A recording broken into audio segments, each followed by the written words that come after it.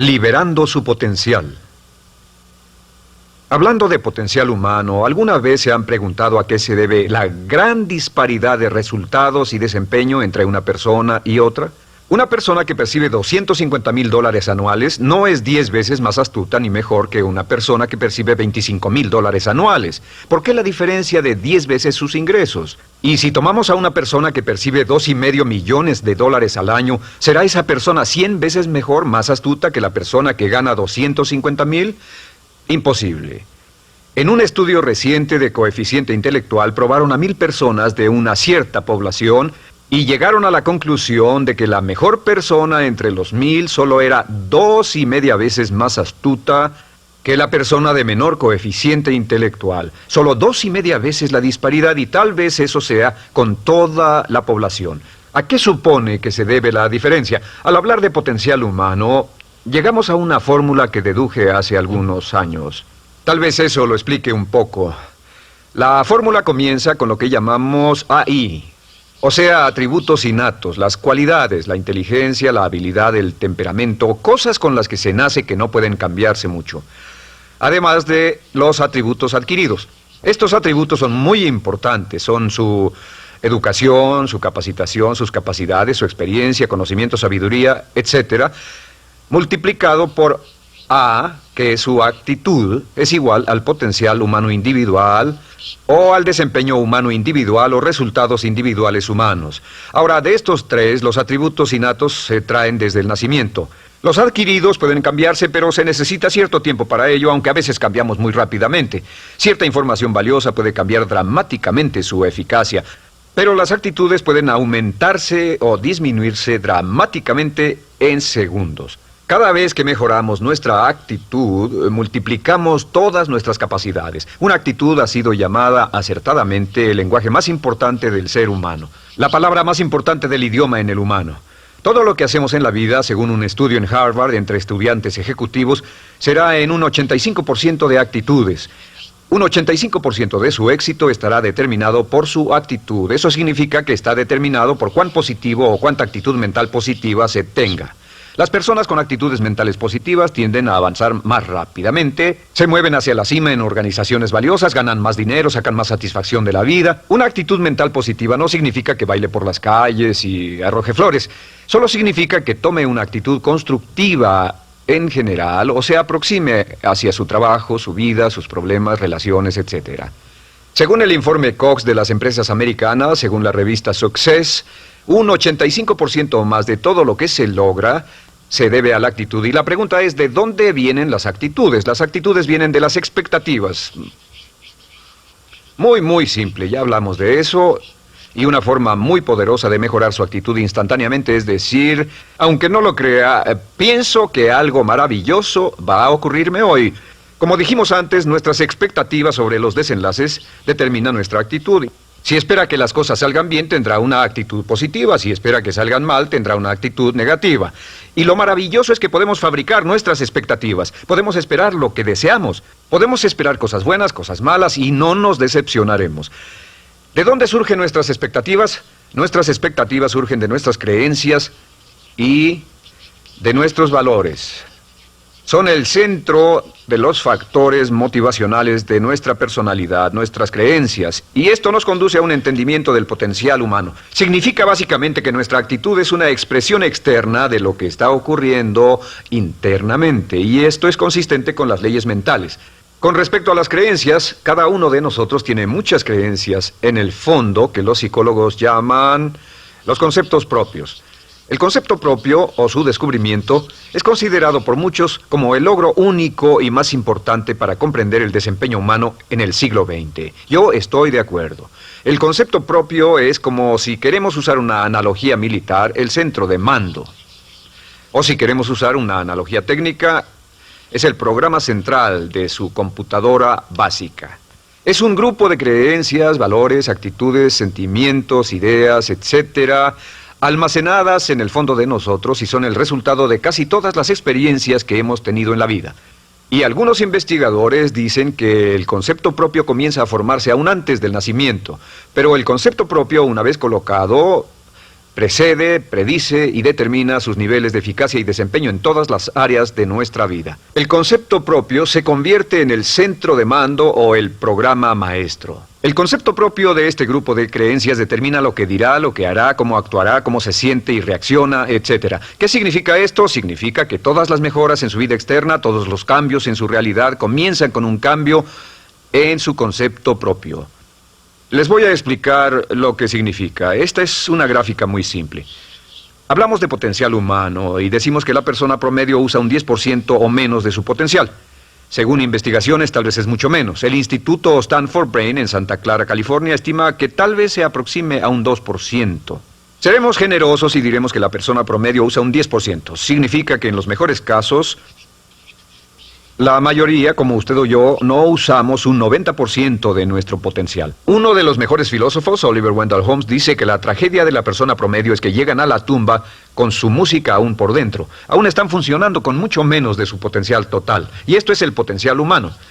Sabemos que existe una relación directa entre el potencial humano y el concepto propio. Pero como nuestros conceptos propios o nuestras estimaciones de nosotros mismos generalmente son mucho menores de lo que debieran ser, nuestro nivel de desempeño y eficacia también es menor. Sabemos que nuestro concepto propio es altamente subjetivo. ¿Qué significa esto? Significa que el concepto propio, lo que pensamos que es cierto sobre nosotros mismos, no está basado en la realidad, está basado en información que hemos tomado y aceptado como cierto, hasta el grado en que creemos lo que sea de nosotros mismos y se vuelve cierto para nosotros porque actuamos de una forma consistente con ello. Algunas personas que leen sus horóscopos y creen en horóscopos predicen su futuro. Hay algunas personas que toman la crítica y las opiniones de otros a quienes ni siquiera respetan y hacen suyas esas ideas, dando un resultado muy negativo. Lo que piense, lo que acepte como cierto, se vuelve cierto para usted. También sabemos que como adultos tenemos una variedad de conceptos propios. Tenemos un concepto propio de cómo vestirnos, cuánto pesamos, lo que comemos, lo bien que podemos hablar en público, qué tipo de padres somos, qué tipo de hijos somos con nuestros padres, qué tipo de esposo o esposa somos, qué tipo de amante, de conductor. Lo interesante de manejar es que todos los hombres tienen un concepto muy positivo con respecto a esto. Las mujeres no entienden esto, pero los hombres nacen con un genio inherente para manejar. Todos los hombres son choferes excelentes. Si no lo creen, todo lo que tienen que hacer las mujeres que están viendo esto es pensar en la última vez que trataron de corregir la forma de conducir de un hombre y recordarán que no obtuvieron buenas respuestas. ¿Cómo respondemos ante alguien que desafía nuestro concepto propio, sugiriendo que no somos las personas que pensamos ser? Estamos a la defensiva, nos enfadamos, nos irritamos, es difícil que nos traten. Tenemos un concepto propio de lo creativos que somos, lo inteligentes, lo rápido que leemos, lo bueno que somos en los deportes, y si practicamos una gran variedad de ellos, tenemos un concepto propio para cada uno de ellos. Tenemos un concepto propio de lo bien que cocinamos, de lo bien que educamos a nuestros hijos, de lo bien que limpiamos nuestra casa, los autos que manejamos, etc. Y también de lo que valemos por lo que ganamos. Es muy interesante saber que nunca ganamos más del 10% de nuestro concepto propio en ingresos. Nuestro concepto propio determina nuestro nivel de ingresos. Este nivel de concepto propio se llama zona de confort. Y aunque querramos más dinero, veremos que la tendencia humana natural de todas las actitudes es luchar por lograr entrar a la zona de confort y luego quedarnos ahí. Si ganamos un 10% por encima de nuestro concepto propio de ingresos, tendremos una necesidad imperante de deshacernos de ese dinero. Lo donaremos, lo gastaremos en forma extravagante y hasta lo perderemos si recibimos demasiado. Las personas que ganan la lotería siempre están quebradas a los 2 o 3 años. Queman el dinero porque ese dinero está más allá de su concepto propio. Si gana 10% o menos de su nivel de concepto propio, se descubrirá luchando, trabajará más duro, más tiempo, pensará en forma más creativa, buscará diferentes formas para aumentar sus ingresos o sus segundos ingresos. La única forma de mejorar cualquier parte de su vida, incluyendo sus ingresos, es aumentando el nivel del concepto propio de sus ingresos, comenzando a pensar en usted como si estuviera ganando más dinero. Si quiere bajar de peso, la única forma en que podrá lograrlo es pensando en que está delgado. Piense en usted mismo como una persona más delgada. Si quiere volverse una persona más popular, más amorosa, más feliz o más sana, comience a pensar una y otra vez en esas cosas hasta que se vuelvan parte de su nuevo concepto propio. Hablaremos de eso más adelante. Es una parte esencial de la programación de su mente hacia el éxito. Su concepto propio global está determinado por el promedio de sus conceptos propios en las áreas que considere importantes. Ahora, su concepto propio está formado de 3 partes críticas. La primera parte del concepto propio es el ideal propio. El ideal propio es la persona que más desearía ser, es su idea de lo que constituye un ganador, es su visión ideal de lo mejor que puede ser usted. Nada más, una de las cosas que sabemos de las personas con éxito es que las personas con éxito tienen ideales propios muy claros, ideales claros de quién quieren ser en el futuro. Las que no tienen éxito tienen ideales muy vagos. El número 2 es la autoimagen. La autoimagen es como un retrato de cómo se ve a sí mismo y lo que piensa de sí mismo. La autoimagen es el espejo interno, es como se percibe a sí mismo ahora en su desempeño actual, en forma cotidiana. La tercera parte es su autoestima. Su autoestima es cómo se siente consigo mismo. Cómo se siente consigo mismo es la fuerza motriz, el motor, la fuerza poderosa dentro de su subconsciente. Es la fuerza de energía dentro de su concepto propio y determina casi todo lo que le pasa. La mejor definición de autoestima es cuánto se agrada a sí mismo. Cuánto se agrada a sí mismo como esposo, cuánto se agrada a sí mismo como empleado, cuánto se agrada a sí mismo como jefe, como inversionista, como orador profesional, como atleta, etcétera. Según se agrade a sí mismo, su nivel de autoestima, su sentimiento emocional global respecto a cualquier área de su vida, determina su desempeño y su eficacia en dicha área. Lo sorprendente es que se convierte en lo que piensa, su concepto propio es maleable, su autoestima puede formarse repitiendo una y otra vez, me agrada mi persona, me agrada mi persona, me agrada mi persona.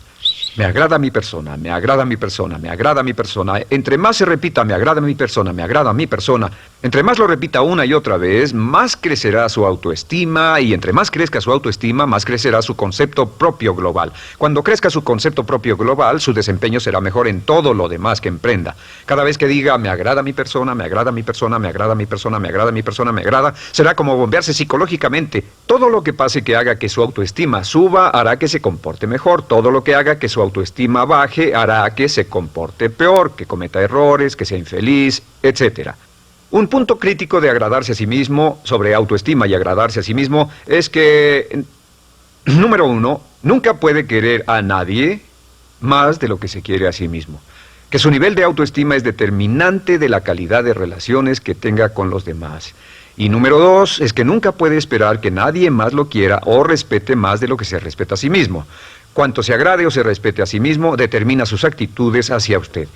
Todas las escuelas de psicología actualmente están de acuerdo en el hecho de que depende de lo que usted realmente se quiera y se respete a sí mismo como un ser humano valioso e importante, tiene efecto sobre todo lo que le pase. Cuánto se agrade a sí mismo, y lo que puede hacer es mejorar su autoestima diciendo me agrada mi persona, me agrada mi persona, me agrada mi persona, me agrada mi persona.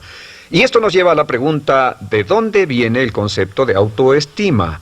Y descubrimos que el concepto propio es maleable, puesto que no nace con este concepto propio, no nace con ninguna idea sobre sí mismo, no nace con autoimagen ni autoestima. Nace, en cierto modo, como potencial propio. Es la mejor forma de plantearlo. La persona promedio llega al mundo como potencial puro. Y no tiene el concepto propio de que todo lo que es ahora, todo sentimiento que tiene, toda actitud o valor, tuvo que aprenderlo en el transcurso de su vida. También sabemos que el niño llega al mundo con una necesidad imperante de amor y contacto. Y como una gran cantidad de investigaciones lo indican, necesitamos mucho amor y contacto durante toda nuestra vida, pero en especial durante nuestros años de formación, porque de niños aprendemos quiénes somos, cuánto valemos, si somos importantes, inteligentes, amorosos, chistosos.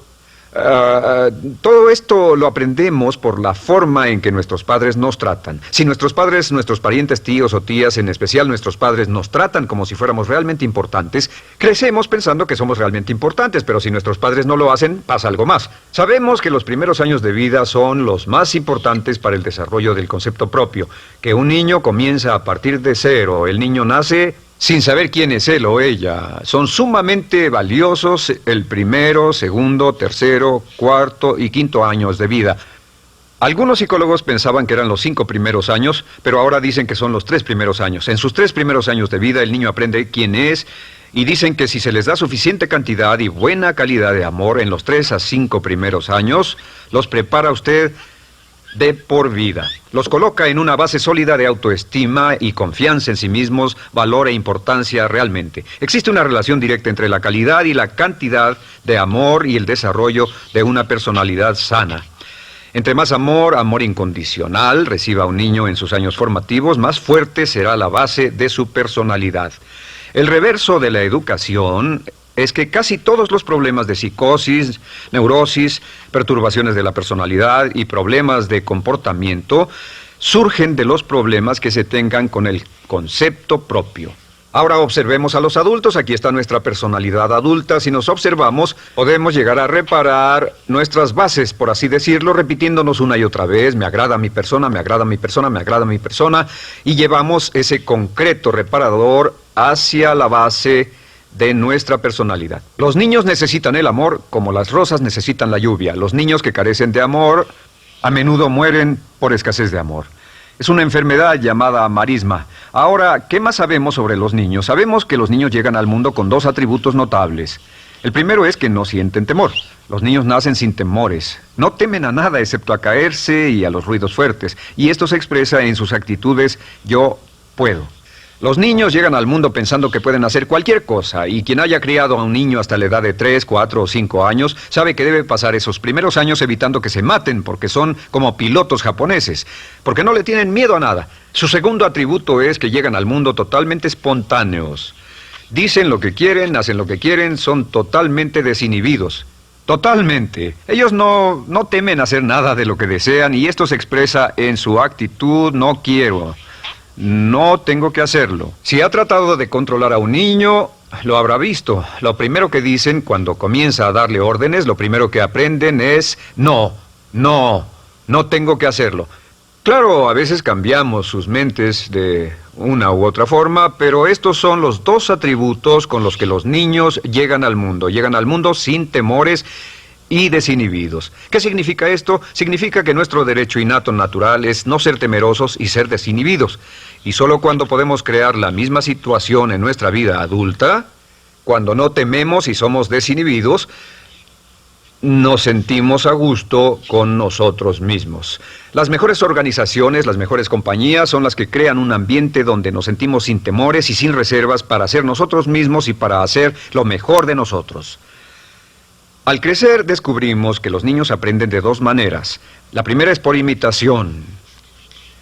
Imitan a uno o a ambos padres, en especial al padre dominante.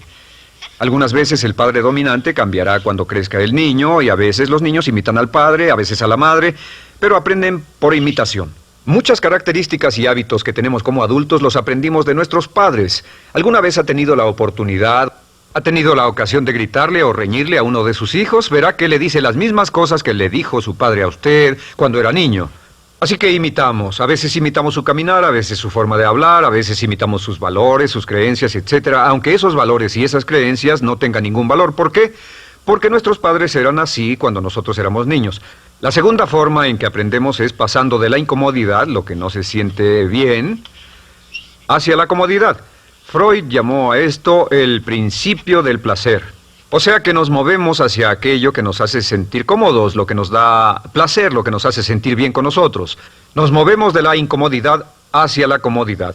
Así es como aprendemos a no mojar el pañal, por ejemplo. Sabemos que no es agradable caminar con popó o pipí en nuestros pañales. Vemos lo que hacen nuestros padres, vemos lo que nuestros parientes hacen y decimos: estas personas no hacen lo que yo. Así aprendemos a caminar y lo demás. Así que de la incomodidad hacia la comodidad.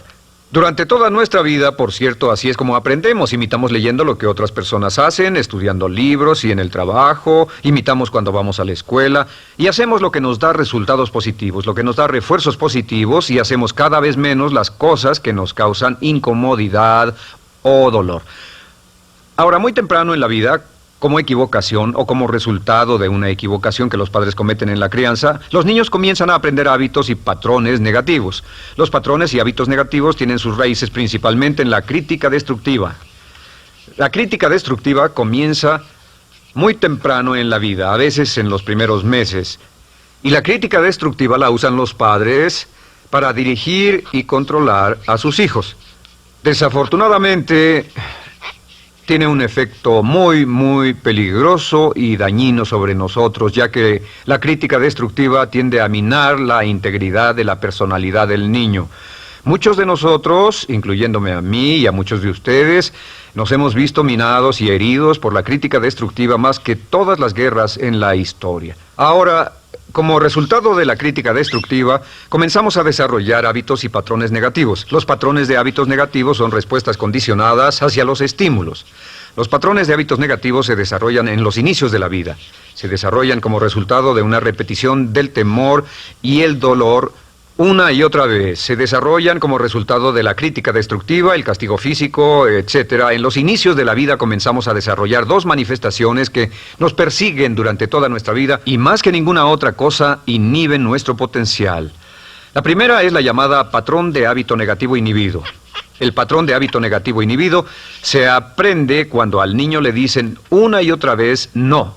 Aléjate de ahí, no toques eso, y se le castiga. Cuando el niño intenta algo nuevo, o se involucra con algo, o huele algo, o derrama algo, o rompe algo accidentalmente, el padre estalla y se enfada mucho. Como ven, el niño está impulsado por la curiosidad insaciable de explorar su mundo. Y lo que pasa es que cuando lo explora o se interesa y echa a perder algo, si el padre reacciona golpeando al niño, el niño comienza a pensar cada vez que intento algo nuevo, cada vez que intento algo diferente, cada vez que voy más allá de mis límites, cada vez que me salgo de mi zona de comodidad, cada vez que no juego sanamente, me golpean, me castigan, me lastiman, me envían a mi alcoba y me siento mal. Y muy pronto el niño desarrolla el sentimiento de no puedo, no puedo. No puedo. Cada vez que trato algo diferente, me castigan. No puedo, no puedo, no puedo. Es como la respuesta de Pavlov. Pavlov sonaba la campana y le daba de comer a un perro, y el perro salivaba, y Pavlov alimentaba al perro. Mientras sonaba la campana, el perro salivaba y siguió haciendo eso, y después Pavlov solo sonaba la campana y el perro salivaba. Lo que pasa en la vida adulta es que esto crea lo que llamamos temor al fracaso. El temor al fracaso es una respuesta condicionada a un proceso de crítica destructiva que ocurre en los primeros 5 o 6 años de la vida. El temor al fracaso automáticamente nos activa, nos sentimos ansiosos, tensos, intranquilos, sentimos presiones y estrés en nuestro plexo solar, sentimos ganas de retirarnos del evento y el temor al fracaso es la razón principal por los fracasos en la vida adulta. Es la razón principal por la que evitamos cumplir plenamente nuestro potencial. De hecho, todos los patrones de hábitos negativos se experimentan en el cuerpo físico. Puedes saber cuál es un patrón de hábito negativo porque se siente en el cuerpo físico, precisamente. El patrón de hábito negativo inhibido, el temor al fracaso, el no puedo, ocurre primero que todo en el plexo solar. ¿Ha tenido la ocasión donde debe hablar frente a un grupo, debe ir a una revisión de su desempeño o debe hacer una llamada determinante? Primero su plexo solar se aprieta. Si el temor continúa, su respiración se acelera. Su corazón comienza a latir apresuradamente, su frecuencia respiratoria aumenta y le duele la cabeza como migraña en la parte frontal, su garganta se le cierra y no puede hablar y se le seca la boca por completo. Y como se pone tan tenso y asustado, va corriendo al baño. Estas son todas las manifestaciones. No hay peligro físico, pero sí peligro psicológico, una respuesta condicionada. Cuando sentimos estas cosas, la tendencia es retirarse de la situación que las ocasiona y es la razón por la que no logramos mucho si retrocedemos. Es muy importante. El segundo patrón de hábitos negativos es el compulsivo. El patrón de hábito negativo compulsivo se aprende cuando a los niños se les dice una y otra vez, más vale que lo hagas. Si no lo haces, tendrás problemas o me las pagarás. A los niños se les convierte en recipientes del amor condicionado. Los padres no intentan hacer esto, pero lo que hacen es sugerirle al niño, no te amo, por lo tanto no estás a salvo, a menos y hasta que hagas lo que yo quiero.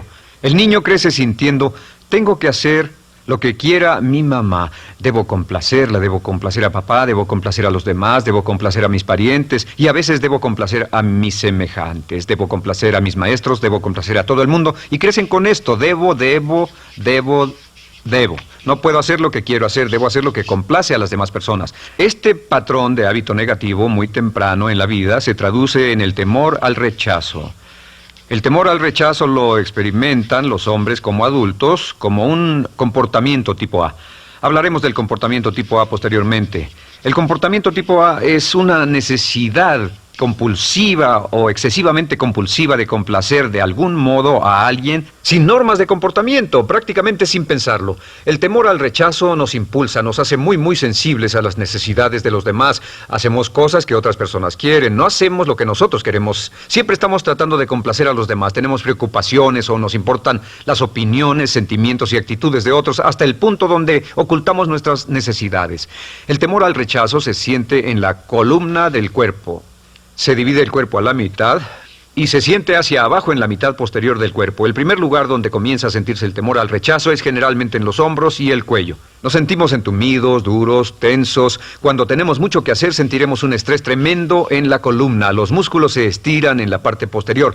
A veces se manifestará como flebitis y venas varicosas y a menudo nos darán dolores de cabeza en la parte posterior de esta porque las arterias carótidas que llevan la sangre hasta la cabeza, los músculos a su alrededor se contraen y la cantidad de sangre que fluye hacia la cabeza fluye más lentamente y se siente un terrible dolor de cabeza en la parte posterior.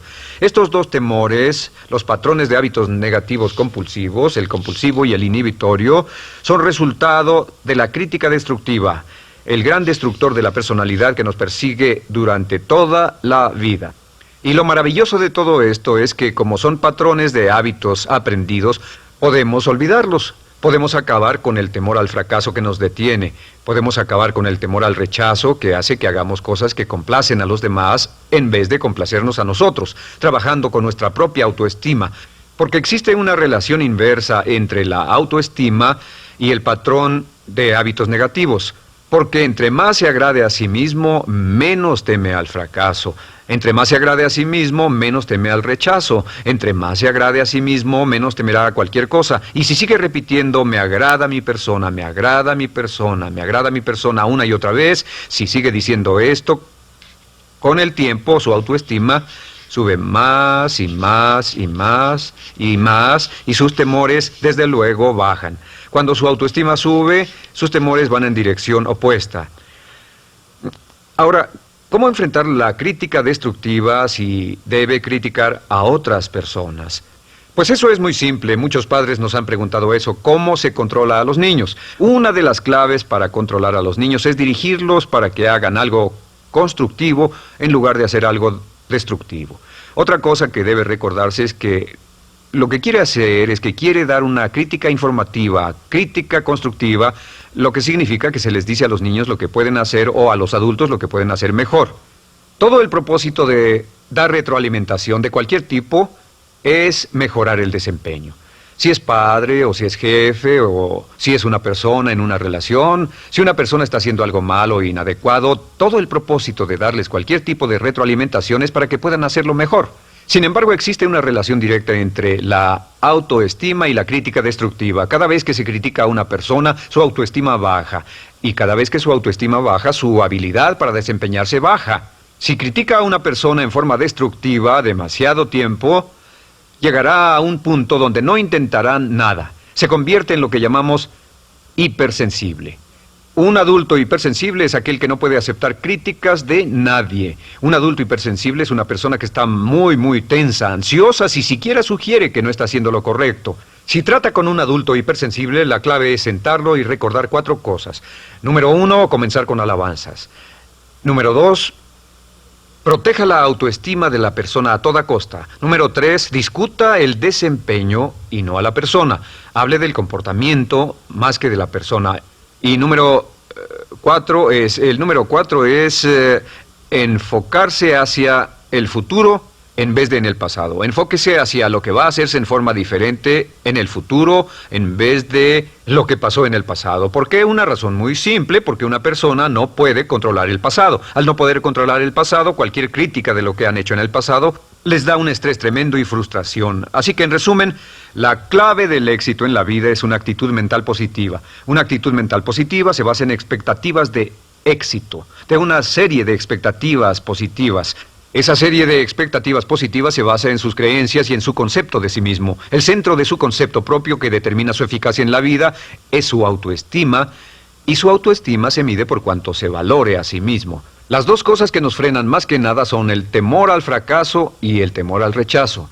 Y uno de nuestros secretos centrales de éxito es este: Conviértase en un organismo generador de autoestima perpetua. Haga continuamente cosas para usted mismo, hacia sí mismo en su vida, que hagan que se agrade a sí mismo, que se ame, que se acepte, que se respete, que hagan que se sienta fantástico con usted mismo. Si es un jefe o un padre, no olvide que la clave para el máximo desempeño en su hogar y en su trabajo es hacer que las personas se sientan maravillosamente consigo mismas. Entre mejor se sienta consigo mismo y más se agrade, más probable será que logre que las personas a su alrededor lo quieran, lo acepten, lo respeten, se respeten.